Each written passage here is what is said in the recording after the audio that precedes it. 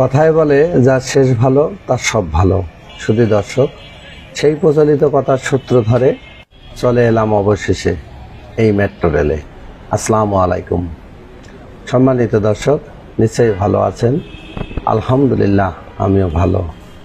আজকে আমি Dhaka metro rail দেখানোর চেষ্টা করব, সাথেই থাকবেন।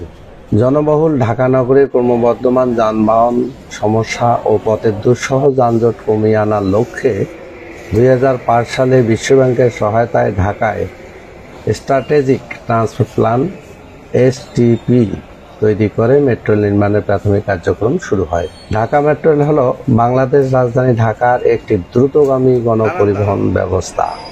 মেট্রো রেলের নিয়ন্ত্রক সংস্থা Dhaka mass transit company limited. JICA ও DMTCL 2030 সাল নাগাদ 128 কিলোমিটার দৈর্ঘ্যের মোট 6টি মেট্রো লাইন নির্মাণের পরিকল্পনা করেছে। এই নেটওয়ার্কে 51টি উড়াল স্টেশন ও 53টি ভূগর্ভস্থ স্টেশন থাকবে। 6টি লাইন মিলিতভাবে দিনে 47 লাখ যাত্রী পরিবহন করতে পারবে।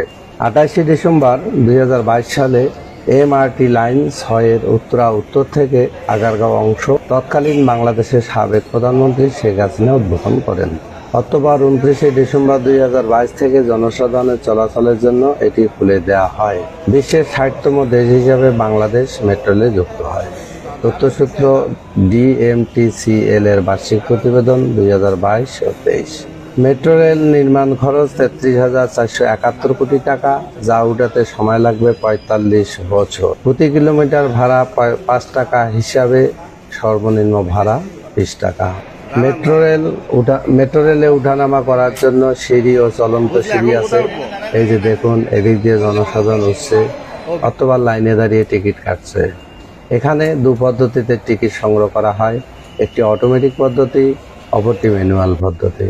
দেখুন, লোকগুলো সারিবদ্ধভাবে টিকিট কাটছে। অত্যন্ত সুন্দরের পরিবেশ, এক কথায় অসাধারণ।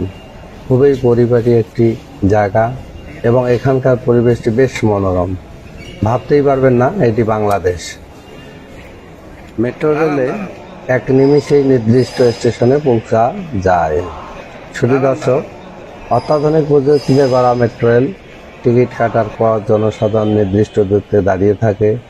ট্রেন স্টেশনে আসা মাত্রই দরজা অটোভাবে খুলে যায়, তারপর যাত্রী নামে ওঠে। এই যে দেখুন, ট্রেনটি এসে দাঁড়ালো। সুদর্শক, ভিডিওটি ভালো লাগলে সাবস্ক্রাইব করে সাথে থাকবেন, একই সাথে লাইক শেয়ার আশা করি। আজ এ পর্যন্তই, দেখা হবে অন্য সময় অন্য কোনো ভিডিওতে। ভালো থাকবেন। আসসালামু আলাইকুম ওয়া রাহমাতুল্লাহ।